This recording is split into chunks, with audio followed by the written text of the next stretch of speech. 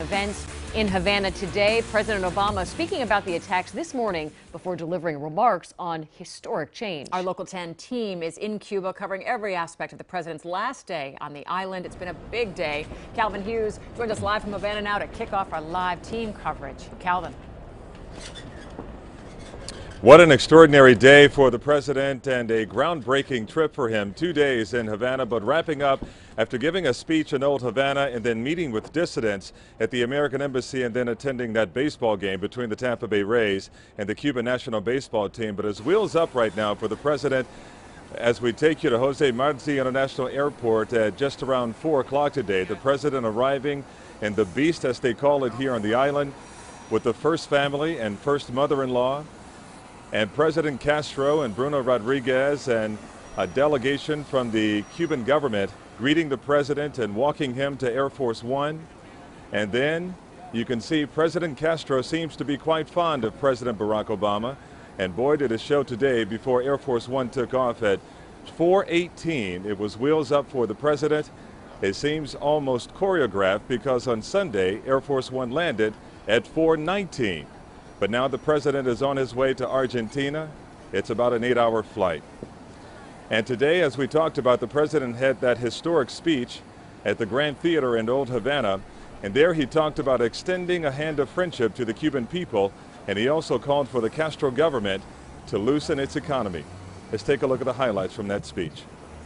The President of the United States of America, Barack Obama. It was a warm welcome for President Obama at El Gran Teatro de la Habana. Havana is only 90 miles from Florida.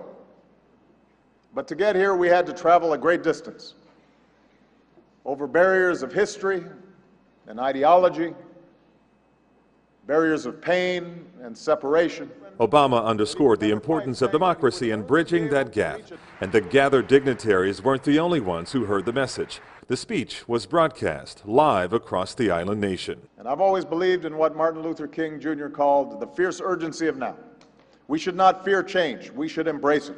And the president underscored change must begin in the hearts and minds of the Cuban people and called on Raul Castro to allow that change. To President Castro, who I appreciate being here today, I want you to know I believe my visit here demonstrates you do not need to fear a threat from the United States.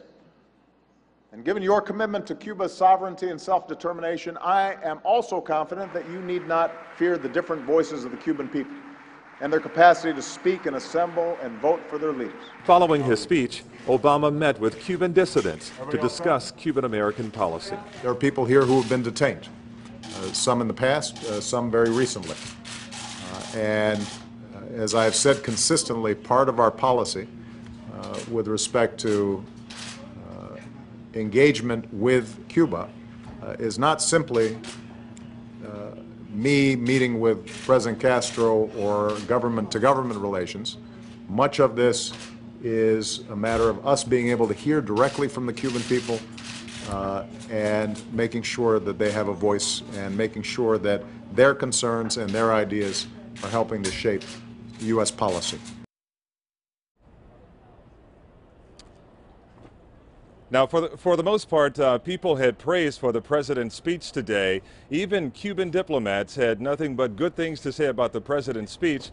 But Miami Congressman Carlos Corbello had this to say about the president's speech. Absent from his remarks were any demands to benefit American interests. The Castro regime, he says, continues to harbor American criminals. Now, following the president's speech, he did have a chance to meet with dissidents, an invited list of them that were sent to the American Embassy to meet with the president. And we had a chance to catch up with one of them, Antonio Rediles, who attended that meeting, and we wanted to get his reaction. Take a listen. We give to him, to his team, the list of the political prisoners. Elizardo Sanchez Santa Cruz was the one that gave to them the list. And well, they say that they are going to study the cases and they are going to, they receive the list. Let's see what is going to happen.